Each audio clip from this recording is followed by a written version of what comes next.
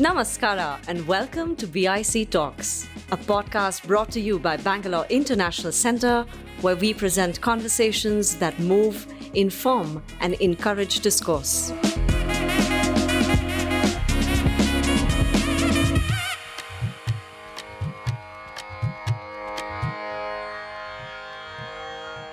Good evening, everyone. Welcome to this program, Sustainable Development and Public Policy, a multidisciplinary approach to policy making for inclusive and resilient development. This event is inspired by the book, as you have been told right now, Institutions and Public Policy for India's Sustainable Development, Perspectives on Governance, Technology and Finance, which is an edited volume in honor of Professor Vinod Vyasulu, compiled by his students and colleagues, Jyotsna, his colleague, former colleague at CVPS, Indira, Arunkumar, and myself. Dr. Jha is not with us today because she is out of the country at present. Professor Vinod Vyasulu has devoted more than 50 years to research, policy, and institution building. Over the course of his distinguished career, he has mentored generations of scholars, collaborated with numerous colleagues and friends, many of whom are present in this hall today, and has worked with or led several key institutions ranging from premier management schools, large private universities, social science research centers, to founding one of India's finest public policy research centers in Bangalore, the Center for Budget and Policy Studies, which has recently completed 25 years and celebrated its 25th anniversary and continues to thrive, small but mighty center. For all of us, editors of this volume in honor of Professor Vyasulu, who have known, worked with, and have been guided by Professor Vyasulu, the professional journey has also been a deeply personal one, rewarding and pleasant one. Our respect and admiration for him have only grown stronger over the decades. On behalf of all the editors, I warmly welcome Professor Vyasulu to this function, the man of the evening, and thank him for being with us. We hope he finds the book and today's session befitting the values he has championed throughout his life.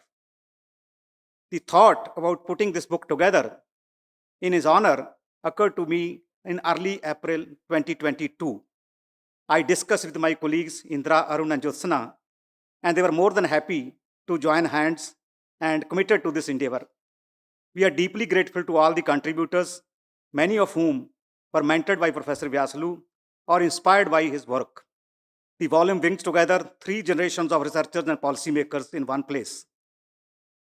Beside the editors, more than half of the contributors are based in Bangalore, and the book has strong ISEC connection, with all the 3 editors, his students being PhD from ISEC, 4 contributors being from ISEC, and 1 panelist today also being former professor at ISEC. Professor Vyasulu himself spent quite a few years at the Institute for Social and Economic Change as RBI chair professor.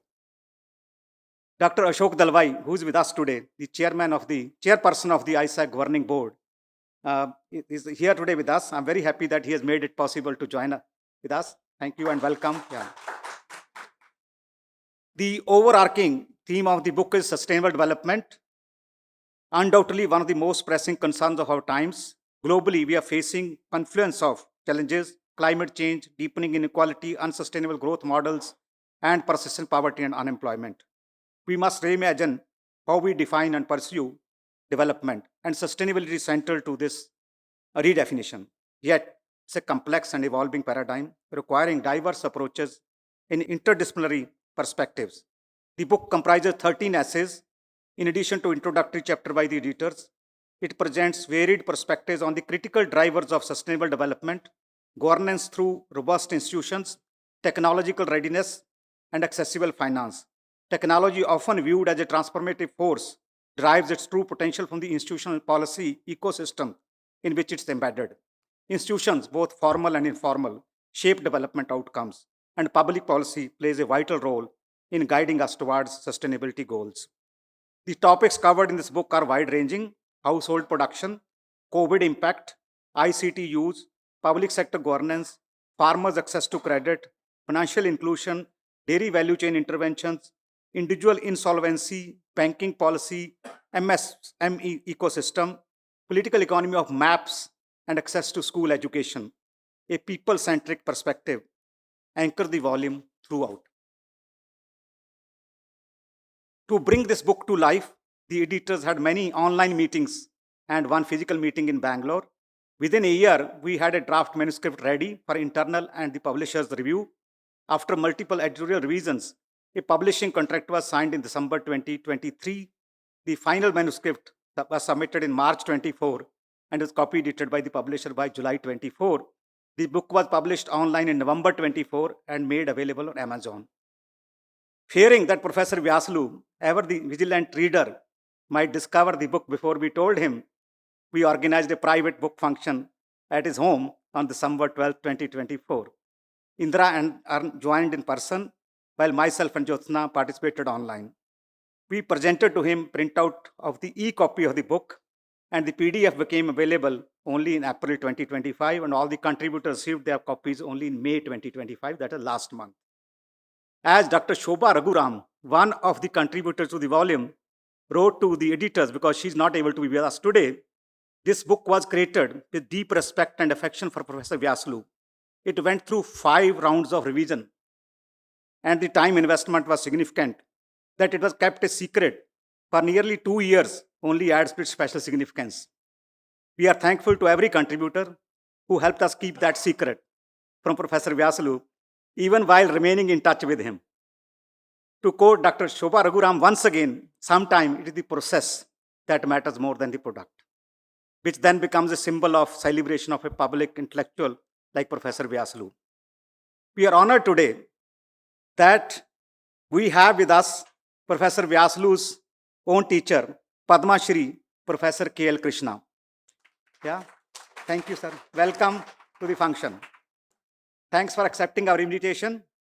We also have with us Professor Ashwini Saith, a longtime friend of Professor Vyasulu and author of the book Forward, who has traveled from Delhi to be with us today. My own teacher from CDS, Professor Chiranjeev Singh, is with us as a panelist. Welcome to both of you. I also see many contributors and friends and colleagues of Professor Vyasulu, Professor Rajgopalan, Dr. Veer Shakarappa, Professor Murthy, Professor Padki, Mrs. Padki, and many other contributors from CBPS who are here with us today, who has made remarkable contribution in terms of being co-authors in various chapters. And we have the CBPS director, Dr. Nivedita Menon, with us for this function. I thank Vikram and Sandhya from BIC for hosting the event for us this evening. And we also have to thank Rutledge and particularly Shoma Chowdhury, who really took very keen interest in this project and made sure that the book is brought out well in time and in a very, very professional manner. So thanks to the publishers and to Shoma Chowdhury. To all of you, thanks again. Thank you very much for joining us this evening to honor and celebrate a remarkable life and contributions of Professor Vyasulu. Now let me, with your permission, introduce the panel for this evening. As I mentioned, we have with us Professor Ashwini Saith, who is a Professor Emeritus of Rural Economy at the International Institute of Social Studies, ISS, The Hague, Netherlands. He has served there since 1981. He also serves as Professor of Development Studies at the London School of Economics. With an academic career spanning over 4 decades, he has authored numerous books and articles on reform, development, and migration in Asia. One of the notable books is ICTs and Indian Social Change, examining the impact of information technology on India's development. I have known Professor Saith for 2 decades now, and he has always been generous in inviting me to speak at ISS whenever I got a chance to go that side of the globe. He has also served various journals on the editorial board, like Journal of Development Studies, Journal of Peasant Studies, Journal of Agrarian Change, and our own journal, Millennial Asia and International Asian Studies, where I am one of the co-editors, and he is a very kind member of the advisory board there for many years now. Professor Saith, I also use, for your information, your Rural Economy Framework monograph of 1992 in my teaching of the rural marketing course at IIM Ahmedabad for the linkage concept you brought in at that time, how rural should be viewed. We are honored to have you with us today. Very warm welcome to you. Our panelist for the day, one of the two panelists, Professor Chiranjeev Sen, is Distinguished Professor of Economics and Public Policy at the School of Liberal Studies, VML, Munjal University. He earned his PhD in economics from Stanford University and has held professional positions at IIM Bangalore, where he founded the Center for Public Policy, Center for Development at Trivandrum. He served Ajim Premji University, National Law School, and IIM Kolkata. He is also past president of the Shastri Indo-Canadian Institute and currently serves on the governing body of CDS. He has held various visiting appointments at Wharton School, HIID, Research, and Syracuse University, among others. His research spans regulatory institutions, agrarian change, and sustainable consumption, among others. Professor Sen, please join us on the dais. Our second panelist is Dr. Supriya Rai Chaudhary. She is currently visiting professor at the National Institute of Advanced Studies, Bangalore, and formerly served ISAC as a professor of political science. Her research interests range from labor, globalization to urban poverty, and her recent book, City of Shadows, Slums and Informal Work in Bangalore, were published by Cambridge University Press. It has been a pleasure knowing you, Dr. Supriya, over the years. Supriya, please join us on the dais.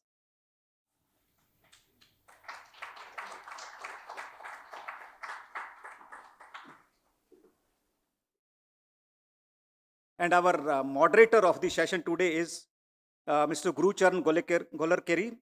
He is currently the director of the School of Social Sciences and School of Law at MS Ramaiah University of Applied Sciences. He is a former IAS officer, retired as Secretary to the Government of India. He also served as the director of the Public Affairs Center in Bangalore. He is a prolific author, with his recent books being The Making of a Nation from Cambridge Scholars 2024 and Migration Matters from Oxford University Press in 2016. He writes a popular monthly column in Deccan Herald, which is titled Empire of the Mind. Mr. Golarkeri, we are delighted to have you moderate this evening session, and I invite you to take charge of the proceedings. With that, I wish all of you present today a very stimulating and enriching discussion. Thank you for being here. Let me welcome you to this panel discussion. We have very two distinguished scholars. After Sukhpal Singh ji's elaborate introduction, I thought it is best that we dive straight into the discussion. I want to begin with what I believe is a delightful, thoughtful, and insightful foreword that Professor Ashwani Seth has written on this book. Speaking of the man of the season, Professor Vinod Vyasulu, he writes in concluding his foreword, fortitude, equanimity, modesty, an utter lack of pomposity, self-effacing, self-critical, even self-deprecating, the ability as endearing as it is rare to laugh at oneself, generous, and all the more to the younger cohort, investing in their learning, taking pride in their successes. These are some of Vinod's hallmarks. In his long career, he has experienced his fair share of ups and downs, locked eyes with triumphs and disasters, and indeed treated both imposters just the same. That's the remarkable man that Vinod Vyasulu is. And this book is not just a collection of excellent essays, but a festschrift in honor of Professor Vinod Vyasulu, whose work has always been at the intersection of decentralization, equity, and justice. In fact, Ashwani Seth refers to one of his early papers called The Underdeveloped Economist. And it's a remarkable piece. I would urge all of you to read it at some time. This collection is excellent. I I'll begin with what it doesn't have, though. I browsed through all the essays.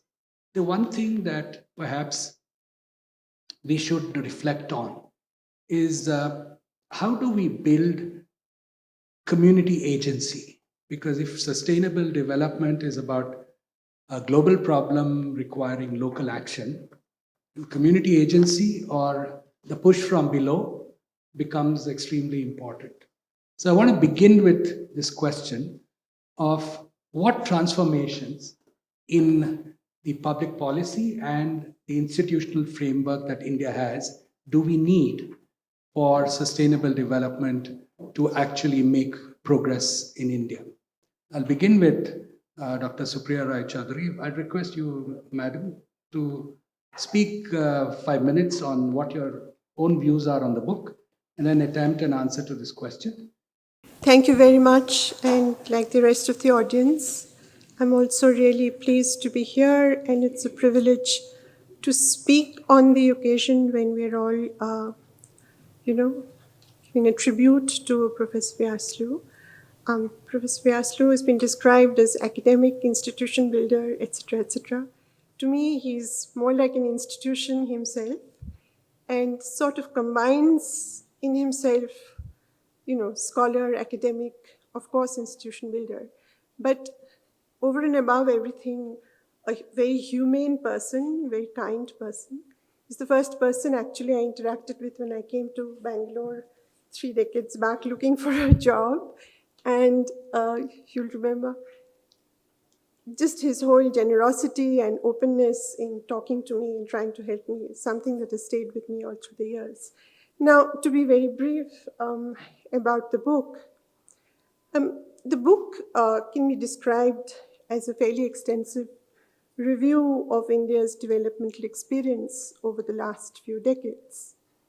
Now, so the chapters offer a whole range of topics, as Sukhpal has said, from measurement of women's unpaid work to school education, farmers' access to credit, so on and so forth. Really a very open-ended range.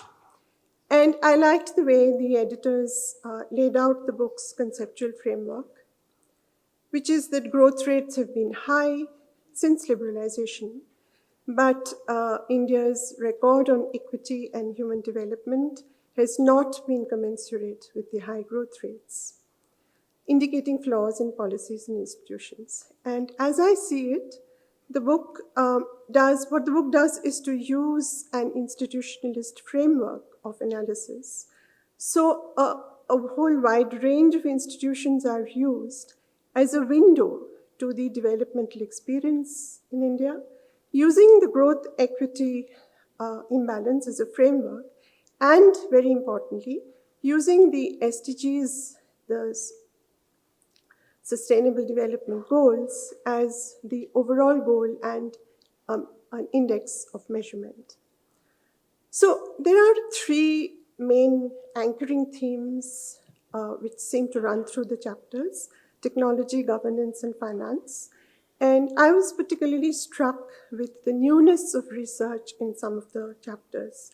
For example, the chapter on dullards and dropouts, that is on school education in Andhra Pradesh, discusses schools which have both English medium and Telugu medium, and that the teachers make a very vulgar and vicious distinction, placing the English medium students at a much higher level than the vernacular medium students. While we may know this, just to read this as a product of their fieldwork insights was very enlightening. But what I felt was that the field-based insight into the exclusivity of English could have been perhaps pushed in various different directions, for example, in terms of children's self-esteem, employment potential, etc. Also, is the experience generalizable across the state? What is the story in other parts of the country? Because we do have other examples of individuals who studied in vernacular medium all their lives, understandably cannot speak or write English very well, but who have been able to make a successful career of themselves, for themselves in academia or in the middle bureaucracy, etc. So my point is that what ticks for the vernacular medium educated backward caste child in one state and does not tick in another context? What is the overall environment of support that has been provided to such children in one state and not in another? And I'll briefly come back to this later, to the element of comparative analysis, which is very necessary in any policy or institutional focus. Other chapters provided very valuable insights into the disadvantage of small farmers, particularly those from backward castes and accessing institutional credit. I also found the chapter on measurement of unpaid work very interesting.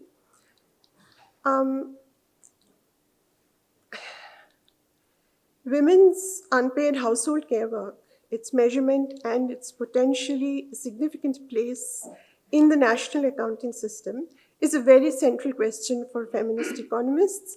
Now, this link has been made in the chapter between feminist movements and this development, this intellectual development.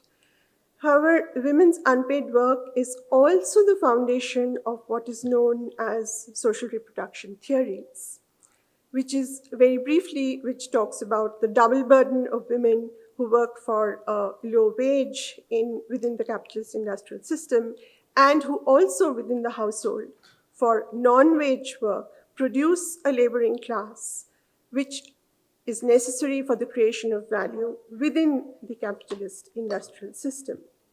So these two implications which come out of social reproduction theory not really found a place in this chapter, which I found kind of surprising, because social reproduction theory is actually one of the most enriching contributions from a Marxist understanding of women's labor. And this actually brings me to my final point, which is that the volume speaks extensively of institutions, policy, and governance. And in the volume, we have really competent descriptions of flawed performances, whether in finance, banking, technology, or in education. But in much of this work, I found that the discussions stop short of pushing the analysis further in engaging with what are, arguably very critical and reigning concepts in the social sciences currently. For example, capital, labor, informal work, corruption, so on and so forth. Of course, every volume can't cover everything, but within the constraining framework, perhaps this engagement might have helped a little bit. And I'm going to take only one example from Professor Arunkumar's chapter on the MSMEs, the medium and small scale industries. As he and his co-authors have rightly pointed out, that the sector suffers from lack of credit, lack of innovation, technology, etc. What I found singular in this chapter is that there is a very brief discussion on global supply chains, into which many of the MSMEs have been incorporated. And there is a brief mention of the limiting framework that global supply chains have created for MSMEs.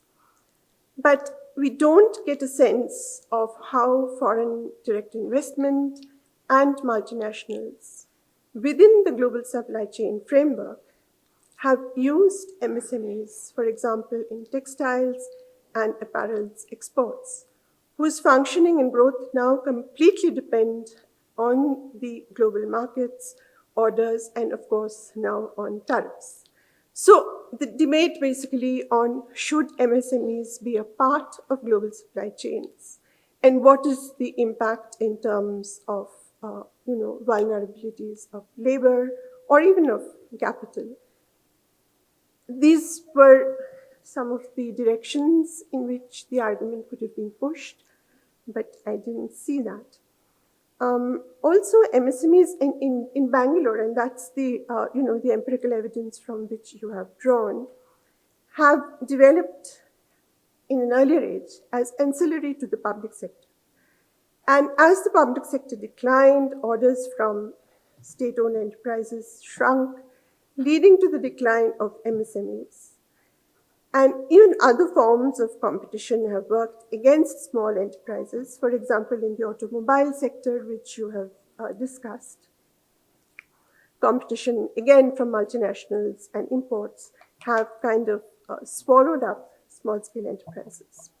So finally, the broader point is that while policy and institutions represent one level of understanding, what the reader might be looking for would be analyses that are perhaps a little more embedded. Can one, in fact, understand MSMEs or, policies, value chains, or ICTs without at all encountering the concept of capital and the state-capital relationship? In other words, both policy and governance surely must relate to the conflicting relationships of different stakeholders. We are avoiding, the concept of class here. MSMEs with multinational capital, the conflict therein might be interesting to point out. Also like to point out that any policy discussion perhaps needs a greater embeddedness in politics and parties. So why does a particular policy work in a particular setting?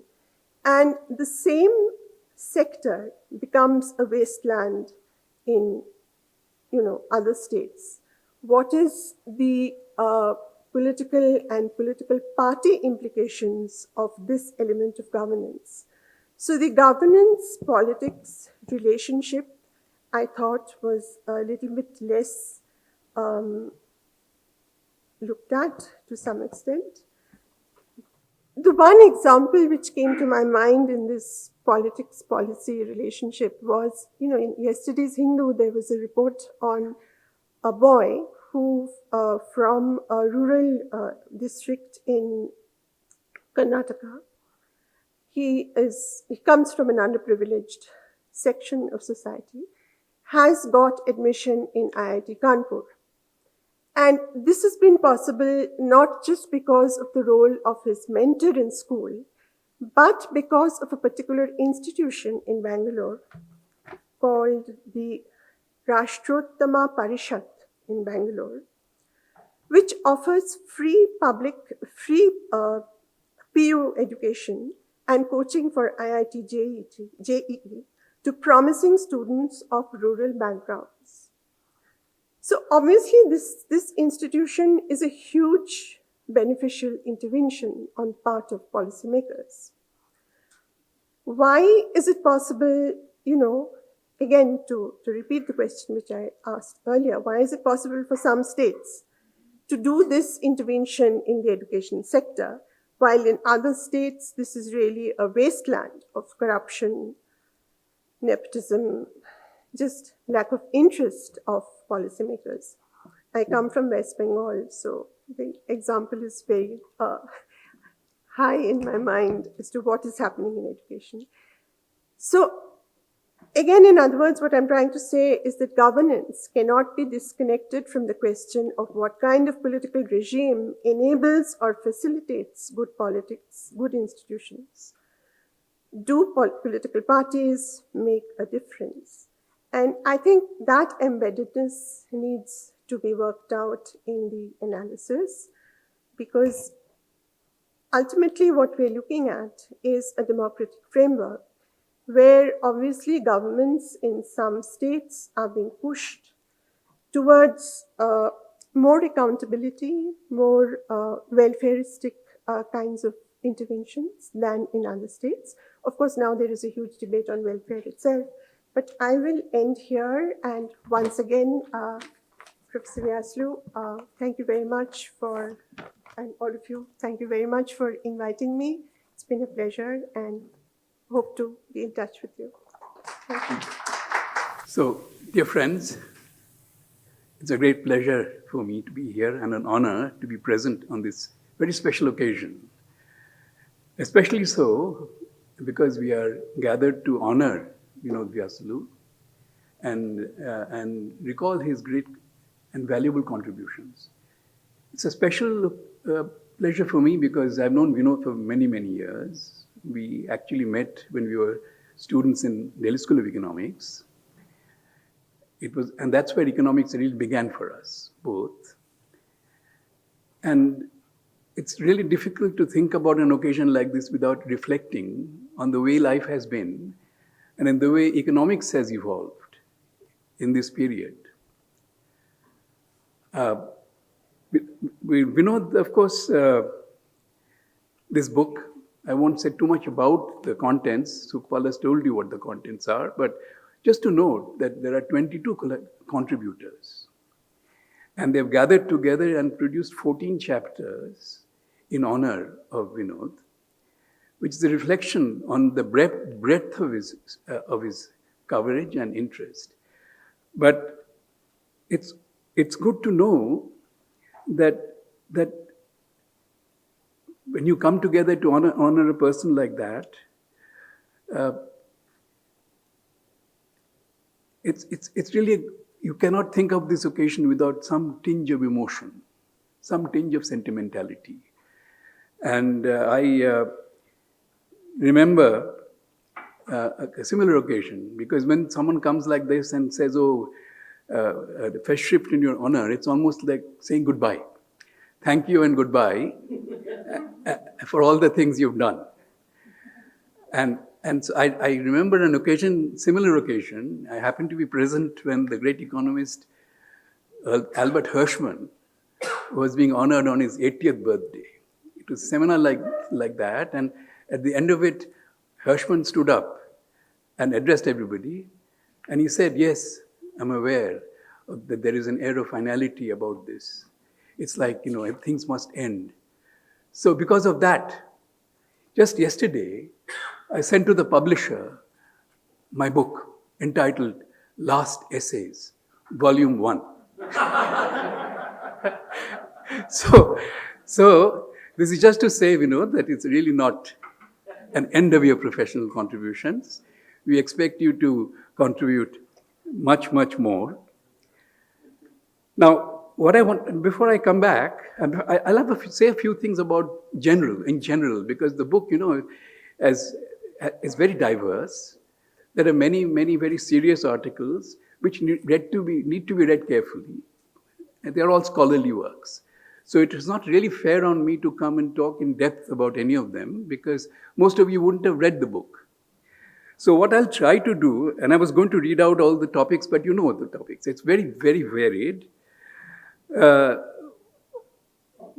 just what I wanted to say is, can I glean anything of a general focus from the book, reading all of these things from multiple angles?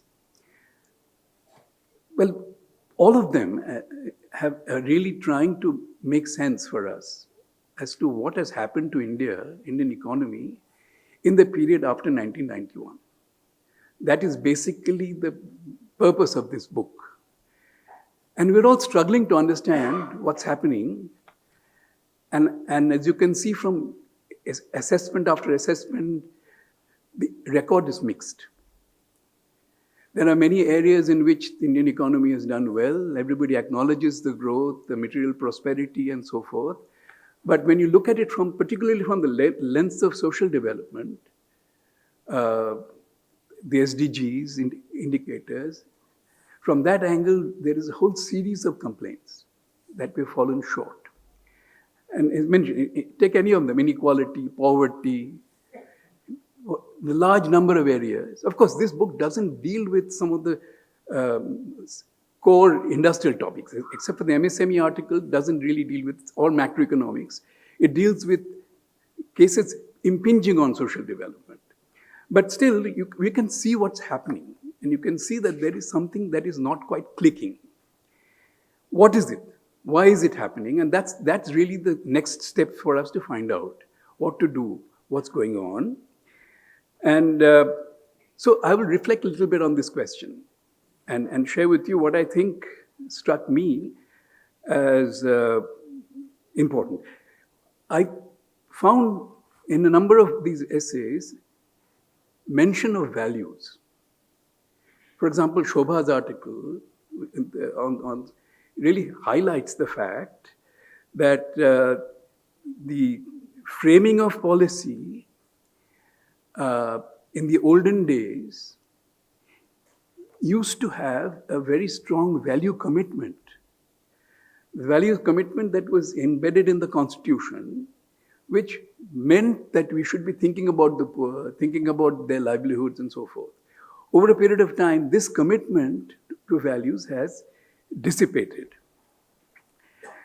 There are some other articles. I found the article on ICT by Bharat Palavalli and I think Sunitha Krishnan very interesting, because they're raising an interesting question. What they're saying is, why is technology not easily applicable to solving so-called real-world developmental problems?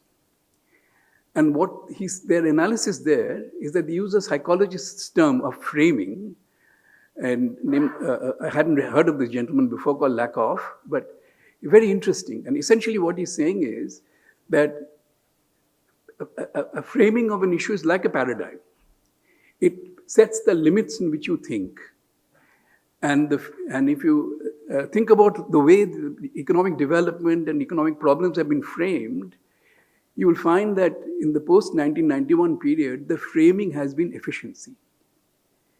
And for example, and it gets applied in every single domain. For example, he talks about ICT. How should ICT be encouraged? What kind of technology policy should we have? And so they're claiming, Bharat and others are claiming is, look, the tendency has been to always pay attention to efficiency. And he gives the example of BMTC or Bangalore's own thing. What do you do when you're trying to use efficiency as a criterion? What are the topics on which this kind of way of looking at the problem makes sense? The problem must be modular. You must be able to break it up. You must be able to quantify, etc., etc. If you do all these things, then what happens is the kind of problems and solutions that you think about will have a limitation. And they're arguing that because of that, this focus, we don't look at many of the other issues, like the problems of the vulnerable, the dangers that women may face in terms of public safety. When you try to measure it in terms of the standard parameters, you find that you don't take adequately into account the fact that different communities may have different problems, different issues. That gets left out. But what they also say is that it's not really a hopeless thing. It's just that the way it's been framed. And they try to give an example in transportation. There's one other example of how you could actually structure technology in a manner that relates to these things by using technology tools which assess the way people feel about it. In fact, I was reminded of the Porto Alegre, which is not an ICT thing, but the participatory budgeting exercise in their Bharat model can be replicated through some games and tools. So in other words, the main point here is that how any kind of opportunity gets used is very much dependent on the framing, and the framing is linked to values. And because of the framing that we have done, my understanding of all the chapters is, in theme after theme, topic after topic, you talk about education, you talk about health, you talk all of these issue after issue. What happens is you find that we're missing out on being able to be inclusive. The inclusiveness is something that is getting escaped. You're trying to shove it in as a kind of back door, trying to fit a round peg in a square hole kind of a thing. You don't find a natural thing. So that is the reason where in every single topic you talk about insolvency and bankruptcy. There's an article about that. You find that there is a lot of progress on the corporate sector, but hardly any on individual insolvency. Then similarly in banking and financial inclusion, it's very difficult to be inclusive. So some of these goals seem to be constantly eluding us, which is the reason why I feel that because our framing is not right, we are not able to be inclusive. Another thing on the book that comes out is that the role of NGOs generally has been underplayed in the post-1991 context. In fact, the conditions are pretty difficult. And there's a contrast between the situation now and the situation earlier, even before 2014 probably. But the examples that are given over there show that, for example, there's a very nice, interesting example of a CBO, an NGO, which has created a community organization. What's it called? Institute for Initiatives for Development Foundation here in Bangalore, who done a remarkable job in giving financial inclusion as well as livelihood security. What is it? And we of course have Sukhpal's article, which asks why the Punjab cooperative doesn't have the same kind of performance superiority as Gujarat. So what all this means is that alternative organizations, some of them which have dropped out of the focus, need to be resurrected. And we need to think about what should be done. And so if there is any lesson to be drawn, I would say that, look, since our standard mechanisms are not working, we have to be a little innovative and sometimes go back to some of the things that have been shoved aside. But let me then, for example, in the case of the dropouts that you mentioned about the article in Andhra Pradesh, very interesting article about education and why dropouts take place. What is the lesson there? The lesson there is that unless you give autonomy at the ground level to the headmasters, to the teachers, a little more space to operate, you're not going to be able to improve quality education at the ground level because they are very constrained. They cannot do anything. This is not a new lesson, but this has been repeated and confirms this particular thing. And our current mode of bureaucratic regulation, where again, the state is unable to, just like the corporate profit system is unable to engage, similarly, we have the state intervention in terms of bureaucracy quite unable to engage at the ground level. This misfit and mismatch of our styles of doing things is something that we need to think creatively about when we move forward. Most of the articles talk about what needs to be done, what can be done, and here I find that a lot of emphasis has been given on technology, ICT. Every single article has something. MSME has something on technology, anything. So technology is being produced as some kind of panacea, but as the article on ICT says, that we shouldn't be too reliant and too hopeful that technology will solve the problem. Let me then give you my perspective and in closing. I'll share my thoughts in a very kind of thing. What I have to say is probably very unusual for an economist, but this is what I think now. See, autobiographically, if I look at, when we went to study economics, Vinod and I and Ashwini also was in the same class, it was an exciting time. It was an exciting time for us all because economics mattered. We felt we could do something. There was a definite national purpose. That has gradually drained away, and that somehow we need to recreate.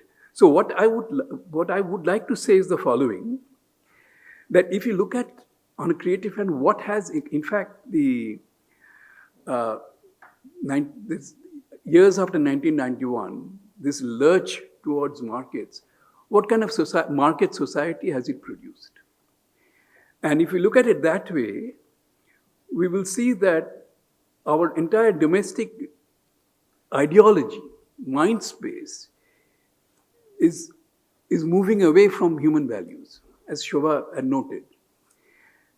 Why? Because in the present mode of thinking, we are placing very high priority in market societies on individualism and greed. That seems to have taken over the middle class mindset. And it's because of that we are unable to really move forward. We're sort of stuck. Nobody talks about changing values, but I come to the conclusion that you really can't make progress from our present situation unless we frontally address the question of values. Because what happens is market-based incentives will not work for the kind of collective problems that we face. And climate change is the biggest one. You cannot do it. And we must give up this idea that we can give the incentive-based this and this. It just doesn't work. You need collectively coming together. And so what I would like to say is that we need to prioritize non-materialistic goals in a new developmental ideology which gives a moral imperative to the policies of human development. Let us not be, let us not be apologetic about supporting human development. Unless we say that it is morally necessary, it doesn't have a backing. Don't let's hope that somehow, it will just fit in as we go for growth. So that's what I'm saying. I'm saying economic goals should no longer be the single most important policy objective. But social policy could be oriented towards creating a happy society, increasing well-being. These are not thoughts, very random thoughts. Even Stiglitz is writing a book about the good society. Schiller, the Nobel laureate on finance, written a book on the good society and finance. So it's not only some kind of thing, but basically we should, and there's a whole literature now on well-being. They're saying certain things about what needs to be done for society, and we should look at them carefully, and well-being should be prioritized rather than growth. If we look around us, we will see that lots of failures we're talking about. Policy initiatives are failing, this, that, and the other. As I think about it, I really think that the core reason for the failures, for example, of the regulatory institutions, of the bureaucracy, of business, into any field, it is not because of the lack of structural design of regulatory institutions. What has happened is, in every single profession and activity and institution, the dharma of that institution has been sabotaged.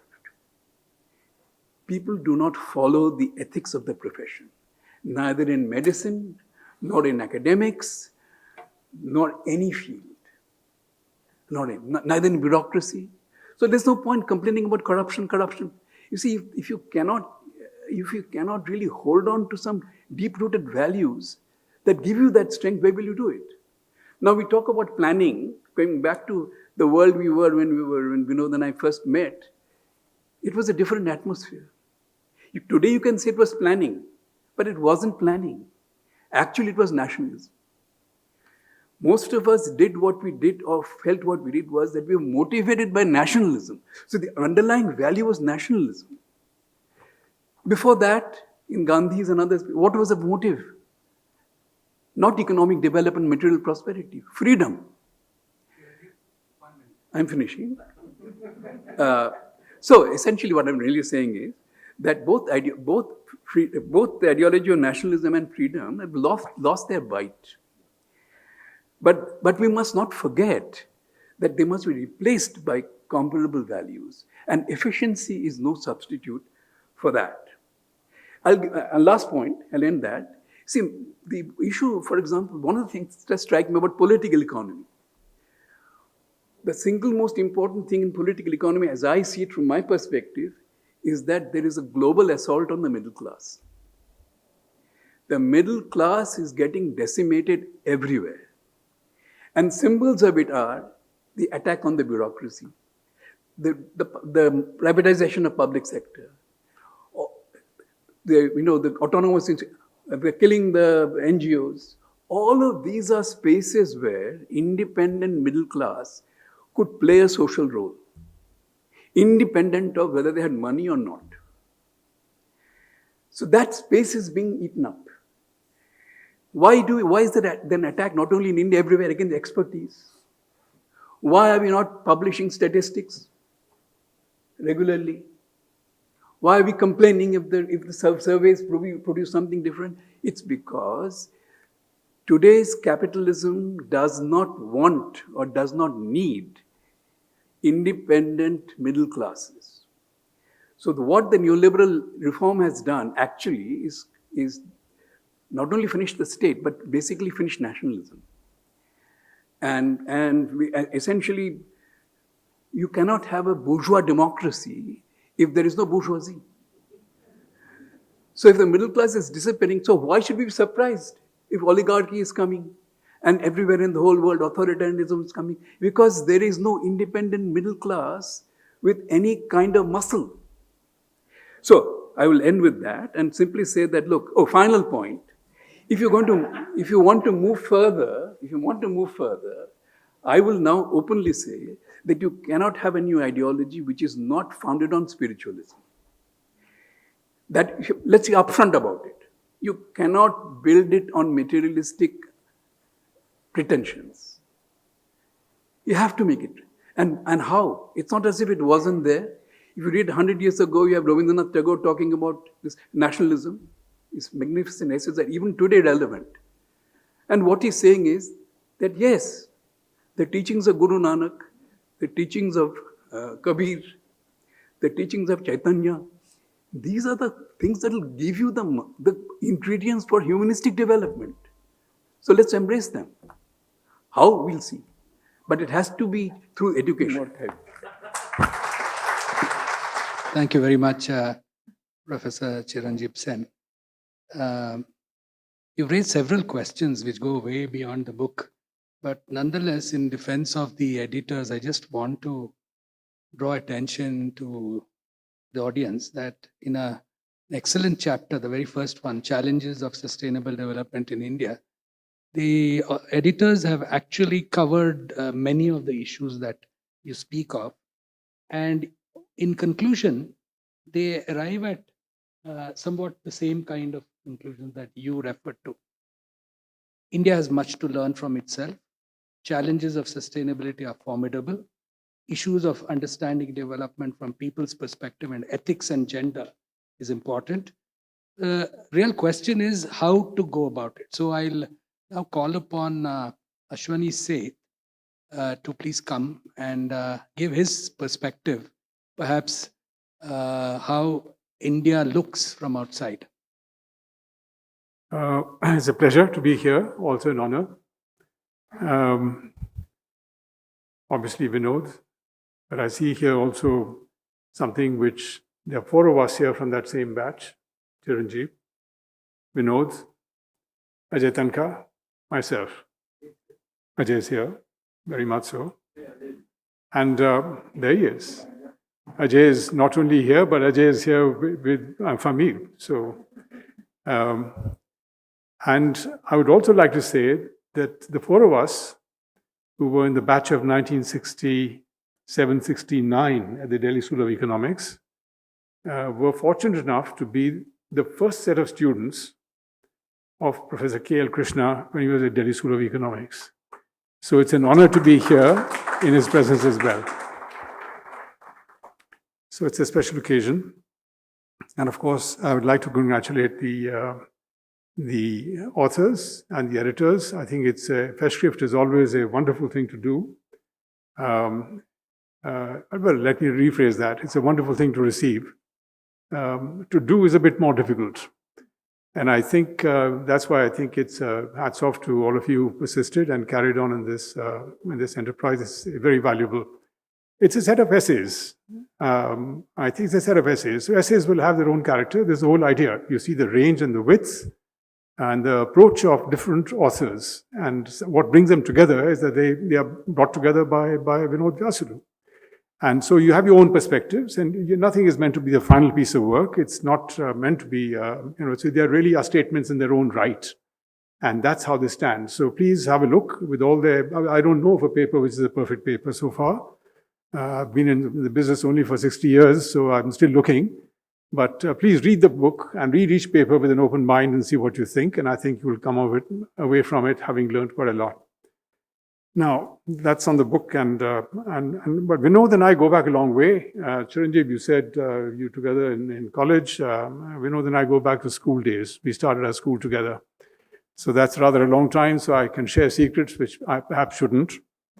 So I think I won't go there. But first I have to start by saying I have to apologize. I feel ashamed. I feel ashamed that I'm talking in English. You have just been informed that if we speak in English, we should feel ashamed. I feel shame. I have to speak in my own language. But अगर मैं पंजाबी गल करनी शुरू करांगा किन्नू समझ आएगी? मैंने कहा सुखपाल में समझ आएगी और किसी में समझ नहीं आनी, किसी दे पल्ले कोई गल पैनी नहीं, फिर कुछ फायदा आएगा? Did you understand what I said? Now, you can as easily say, अब आप समाचार में हिंदी सुनिए. That was a saying which used to be there when we had this All India Radio and the news in Hindi came on and nobody could understand it. Because it converted into such a Sanskritic sort of an orientation that it was gone. Now, here we are thinking and pretending that there is something which, oh my God, you should be ashamed of speaking English. I think they've got it all wrong. I think English is an Indian language. As we've seen, we've got 4 Booker Prizes in it, and 2 of them with translations coming from, one is from Hindi, one is from Kannada. And congratulations on that to all the local population here. But I think it's an Indian language. We converted it. It's been indigenized. So we should treat it as another one of our languages. And it so happens that this is the one that most of us can actually communicate in. And so it's very nice that we have a language in which we can communicate more easily. But there could be others, and why not? And there should be others as well. But I think that's the wrong approach. The same thing applies to cricket. You see, it's actually a very Indian game, accidentally discovered in England. And they try to play it after some sort of a fashion, but, we know that it's an Indian game. So I think this, because otherwise what will happen? We'll have to give up cricket. It's colonial. We have to give it up. Now, I think somebody should tell Mr. Jay Shah that, look, you are at risk of BCCI being closed down because, it's a colonial game. I don't think it is. I think it's been thoroughly indigenized. It's an Indian game which is also played in England. And in England, they have dialects of English, which I think many of them can't speak as well as we can and write as well as we can. So I would put in that claim. Yeah, that's my defense of speaking in English. So please forgive me. I can speak in Punjabi, but my vocabulary for this purpose will not be good. Okay, now for a few things about Vinod, I want to say something because most of you have not actually seen the book and you may not know Vinod either. But I think in Vinod's case, also comes up with language. He says that he's a local product, and he's proud of it, but not linguistically, he says. And he makes the point that the majority, in commas, speaks Kannada, and the majority in India speaks Hindi, but the majority is actually not more than 50%. So there's a very implicit critique here of majoritarian politics. And I think that he's raising the question of what is the democratic form of decision-making. And I think that's actually, in a funny way, he's saying something very profound. And that's also the thing which I was in a way trying to say. But what is Vinod then? Okay, we know that he's a local, proud to be a local person. He says, well, but I'm also Stephanian, a student of economics, an itinerant lecturer. Without being an American, I'm an gator from the University of Florida. I'm also a cricket fan, a speaker of Telugu and Spanish, and a would-be writer of science fiction. One can be all these things without being a Kannadiga and a linguistic identity which I do not own. I should add from experience that we have shared in primary school, blah, blah, that's what I'm speaking now.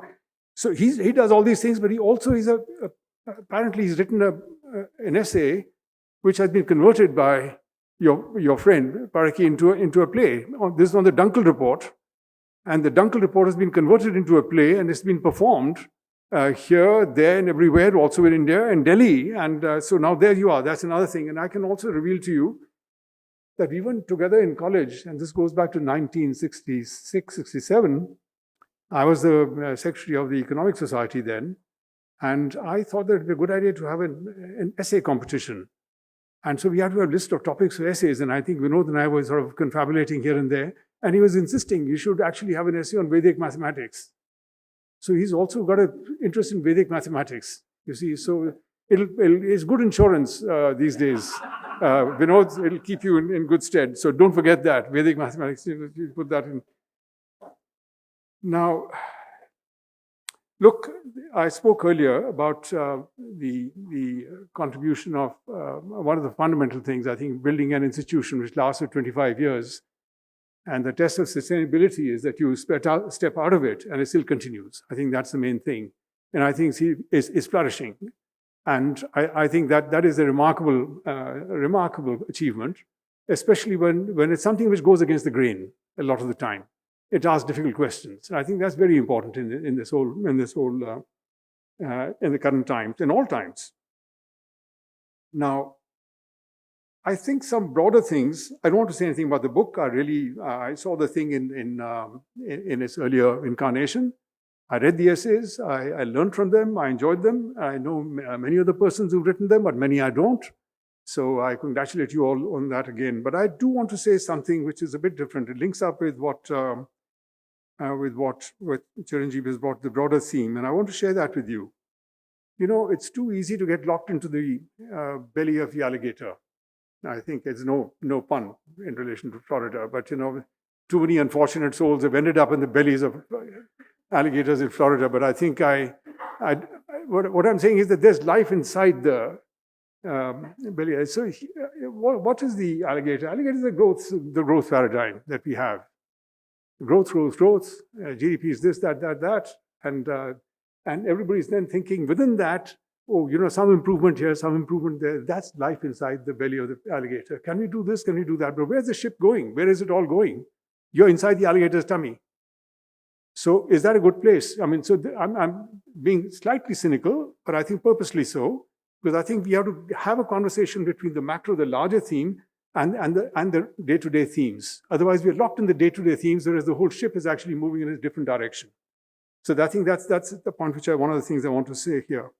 There's too much to be said, but let me give you I'll share one or two quotations to you from one or two writers, which actually speak to this. I would want to say they speak for, I mean, that's what I believe in, so I think in a way they speak for me as well. Now, here's something which goes back to 1841. Now, somebody saying here, somebody whose name will be revealed, he's talking about, well, what is GNP, which a Japanese economist, Shigeru Suru, has called GNP is gross national pollution. And I think he certainly has a point. He says, begin with pauperizing the inhabitants of a country. This is somebody writing about what's happening in Ireland after the famine, where people are just dying left, right, and center. He says, begin with pauperizing the inhabitants of a country, and when there is no more profit to ground out of them, when they have grown a burden on the revenue, drive them away and sum up your net revenue. Net revenue is a GNP. The annual profits of a capitalist amounting to £2,000, what does it matter to him whether he employs 100 men or 1,000 men? Is it not, Ricardo says, the real income of the country similar? The net real income of a nation, rents, profits remaining the same, is no subject of consideration. So he says, the English nation would not be interested at all in the disappearance of the whole population, the king remaining alone in the midst of the island, supposing only that automatic machinery enabled him to procure the amount of net revenue now produced by a population of 20 million, indeed that grammatical entity, the national wealth, would remain the same. Now, this is Marx writing in 1841 about the Irish famine. And if you can see what's happening now with artificial intelligence and what's happening with jobs, with robotics and everything else, this is absolutely, it could be a contemporary remark today about what's happening with technology and what's happening with jobs. And that goes also to the point, Chiranjeev, you're making, that if you have a singular focus on efficiency, which is the economic efficiency measured in terms of aggregate revenue, you're actually missing the point. And that's also what I mean by being in the belly of the alligator. That's the alligator. And what you're looking for is something which is not the alligator, but something else, life outside that. So that's one kind of thing I'll say to you. A second point which I want to make, now here it comes from a very, very unusual source, but I take you now to 1961. And I'm saying here, there's something which you have to hear this. This comes from Eisenhower, General Dwight Eisenhower, okay? He says, and these are my words now, with remarkable prescience and candor, Eisenhower in his presidential farewell address to the nation on the eve of his term of office introduced the Americans to the concept of the military-industrial complex. This is not some Russian Marxist, somebody who was saying with the other. The words come actually from Eisenhower. He's the one who actually brought it out first. Now, what does he say? So he says, now the words of Eisenhower, we have been compelled to create a permanent armaments industry of vast proportions.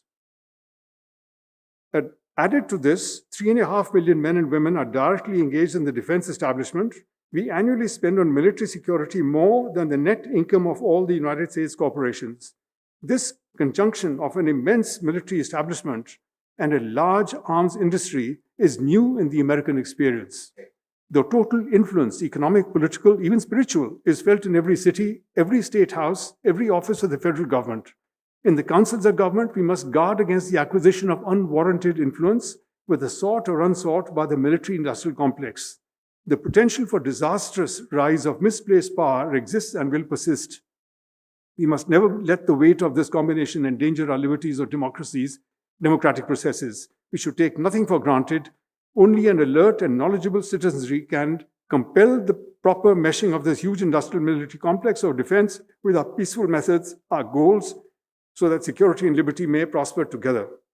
Now, this is Eisenhower talking about the military complex at that point in time. Now, at this point in time, I don't want to give you numbers and statistics here at this point in time. But if you see the kinds of expenses which have been made, there's a professor in Bradford who has just written something and who says that there have been, if you take the total tonnage, the TNT equivalent of tonnage, that's the way they do it, which has been dropped on Gaza, it is 6 times what was dropped in Hiroshima. Okay? There's a certain scale that you're talking about here. The military-industrial complex, actually, this is also the expenditure pattern. It's a Keynesian process, but this is where it comes. They clear out the stocks, and you build again, and you come, and technological change happens from there. So I think the point about technological change, governance, and these values is profoundly important, because technology will go in the direction where society takes it. But if the profit motive captures it, this is where it goes. It goes to profit. And that's what's happening at this point in time. And I think I was giving to you the words of Eisenhower. By the way, Eisenhower also goes on to say, and he says, now he had intended, by the way, in this military complex, also academics and so on and so forth, but there's another thing. He says, money as a threat to the independence of scientific endeavor, mutating from the solitary inventor, tinkering in his shop. So you have here, he's talking about the academic establishment, the scientific establishment being taken over by the government and by this whole military-industrial complex. And as an economist, you will understand very clearly, thanks.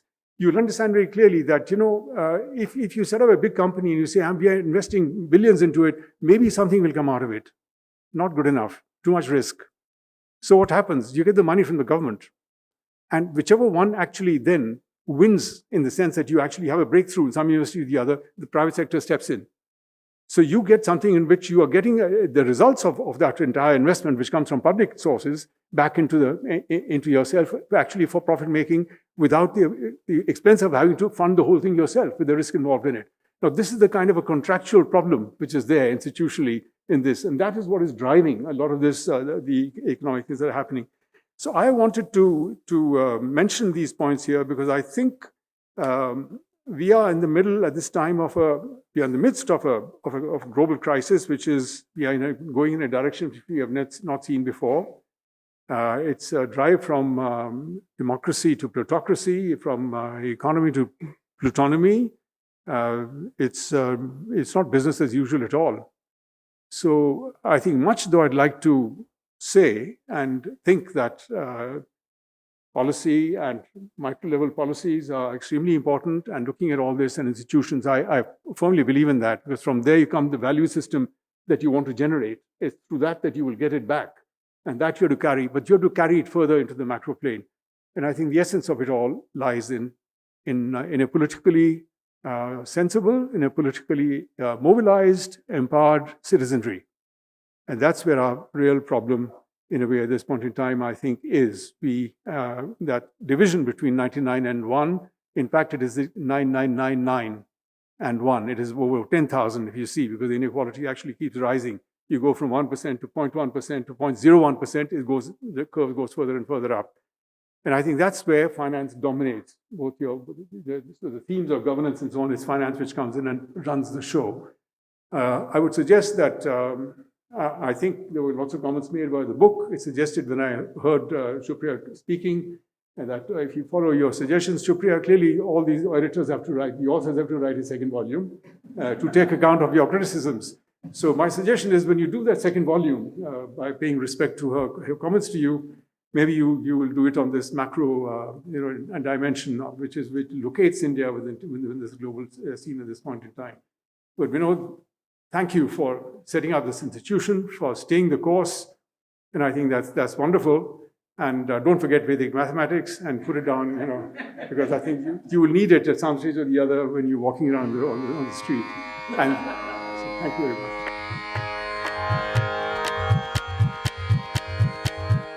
You have been listening to BIC Talks by Bangalore International Centre. If you liked what you heard, do follow us on social media. Keep up with our programming by signing up for our mailer on the website or leave us a review on Apple Podcast or iTunes. The crew that makes these podcasts possible is S. Sarvana Raj and Ranjit Kumar on sound supervision and production. Artwork is designed by Chandani Venkataraman of Crisscross Design Studio. Don't forget to subscribe to our channel on your favorite podcast platform. It can also be accessed on our website, bangaloreinternationalcentre.org. This is Sunena Jain signing off on behalf of everyone at BIC.